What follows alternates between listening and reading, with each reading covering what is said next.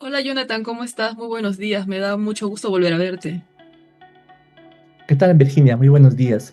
Ya estamos pronto a terminar la diplomatura en neuropsicopedagogía en la Pontificia Universidad Católica del Perú. Eso es correcto, Jonathan, pero me gustaría poder finalizar con una serie de preguntas. ¿Qué te parece?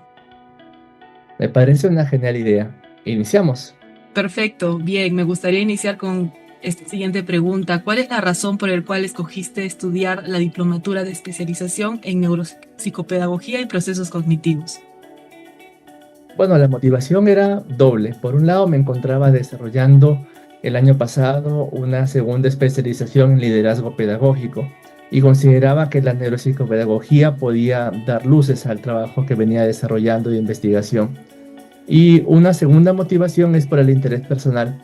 Siempre me ha llamado la atención conocer un poco más del cerebro y también conocer cómo este influye en el acto educativo. ¿Y tú, Virginia, qué motivaciones tenías para iniciar esta diplomatura? Bien, en este caso decidí estudiar la diplomatura, ya que como psicóloga en el área educativa y clínica, pues me llevó mucho para poder experimentar esto, ¿no? Profundizar también la relación de los aprendizajes. Más que todo, eso fue la razón importante. Como psicóloga, imagino que tenías unos conocimientos previos sobre la neuropsicopedagogía. ¿Qué conocimientos tenías antes de iniciar la diplomatura?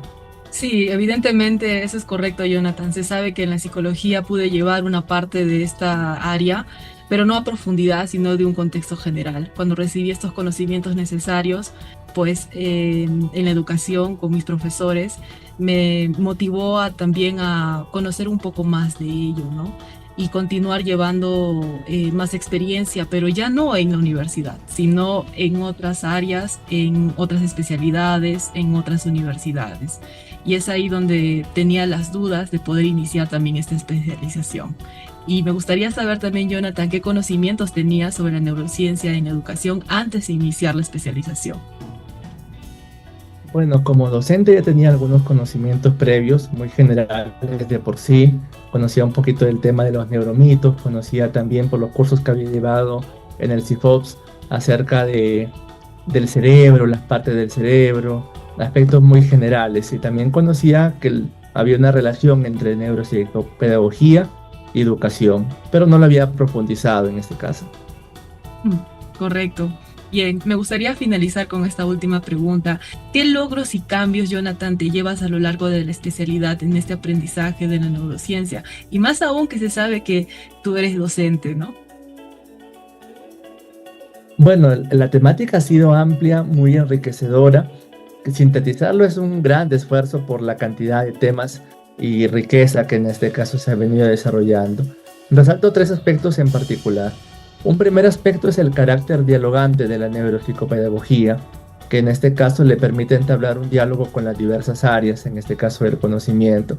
Y creo que eso es importante como una ciencia. Un segundo aspecto es esa nueva perspectiva del estudio del cerebro. Me llamó mucho la atención cuando el doctor Hans hablaba de esta diferencia entre lo que es la neurociencia del cadáver y la neurociencia del ser humano vivo. Y sobre todo porque como docente trabajo con estudiantes, no trabajo con cadáveres, trabajo con personas, en este caso vivas, con sentimientos, emociones, con una diversidad, en este caso de bagaje que ellos llevan. Y un tercer aspecto vendría a ser también esta sensibilidad que ha despertado en mí, conocer en este caso que el cerebro influye en el acto educativo y conocer también diferentes aspectos me ha llevado a tener una cierta sensibilidad al aprendizaje, a las emociones, a los sentimientos, al aspecto sensorial, a la corporalidad y a tantos aspectos que se han venido mencionando en esta diplomatura. ¿Y tú, Virginia, qué elementos nuevos te lleva de esta diplomatura que estamos a punto de finalizar? Bien, en este caso el poder escucharte me hace recordar mucho cuando aplicaba en la área educativa y asimismo para poder informar a los padres, ¿no? Y esto justamente hace que manifieste uno de los logros por el hecho de conocimientos, ¿no? Rico en conocimientos. Entiendo también el haber podido terminar la especialización, es uno de mis logros, y el segundo logro es poder culminar eh, la constancia, ¿no? De cumplir los trabajos conjunto con tu persona y eso ha hecho pues un esfuerzo para ambos, ¿no? Asimismo también por último logro puedo manifestar que evidentemente recibir los conocimientos de calidad ha hecho pues que mi comprensión sea más amplia de lo que ya estaba. considerar el poder manifestar intervenciones, los diseños que hemos podido realizar a lo largo del camino, las opiniones previas y asimismo también los conocimientos de nuestros docentes a una base de la investigación, que ya sabemos que eso es muy importante para poder expresar o recibir la información que se necesita, ¿no? Asimismo también el logro es para mi persona y asimismo para mi familia, ¿no? Y eso es justamente lo que son los logros para mí que me voy a llevar a lo largo de esta especialidad. Muy bien, Virginia, muchas gracias por este primer diálogo. Ahora pasamos a la siguiente parte del Storybook. Un storybook es un cuento ilustrado que ayuda a los niños a aprender lenguaje de forma divertida apoyado por la inteligencia artificial. El uso del storybook en el aula ofrece, por supuesto, muchas ventajas.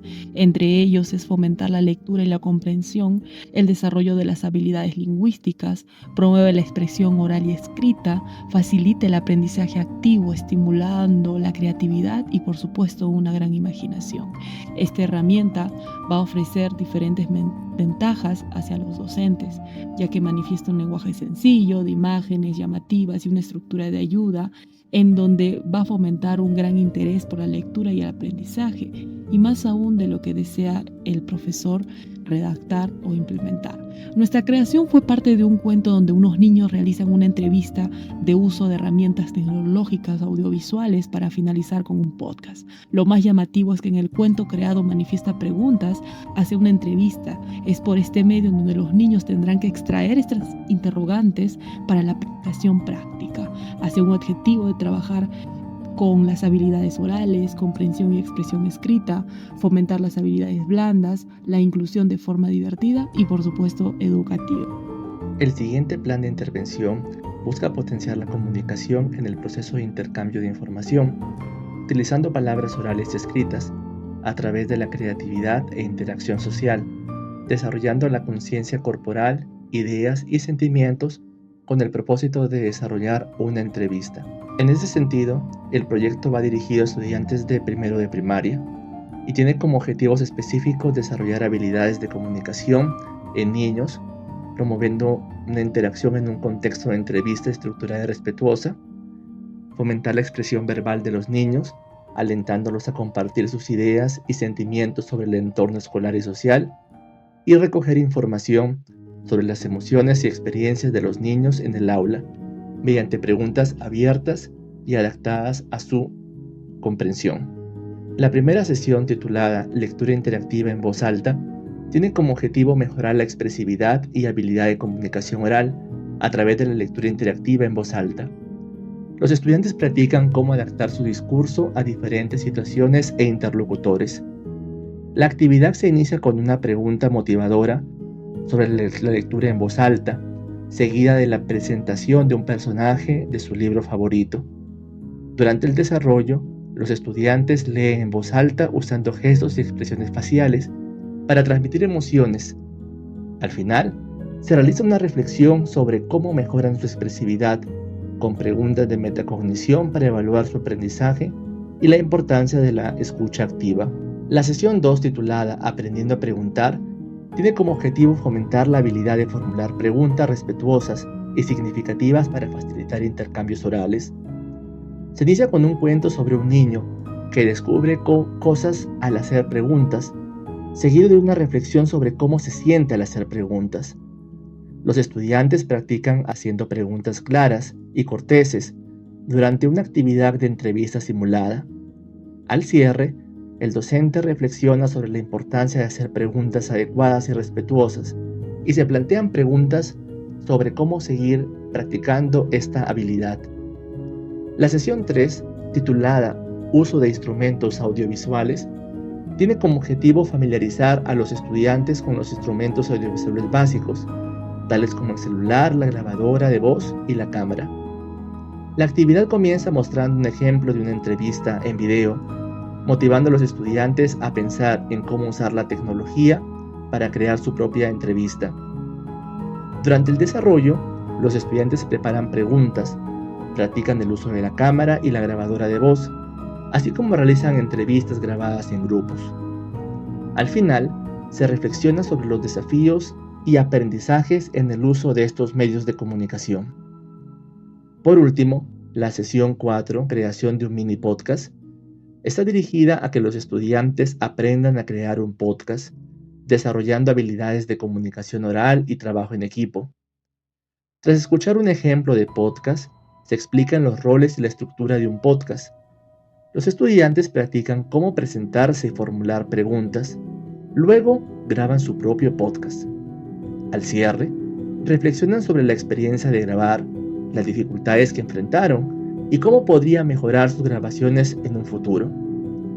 Este enfoque de sesiones permite que los estudiantes mejoren sus habilidades comunicativas, sobre todo la expresión oral, tanto la lectura en voz alta como la formulación de preguntas y el uso de tecnologías audiovisuales para así desarrollar de una forma innovadora la creatividad.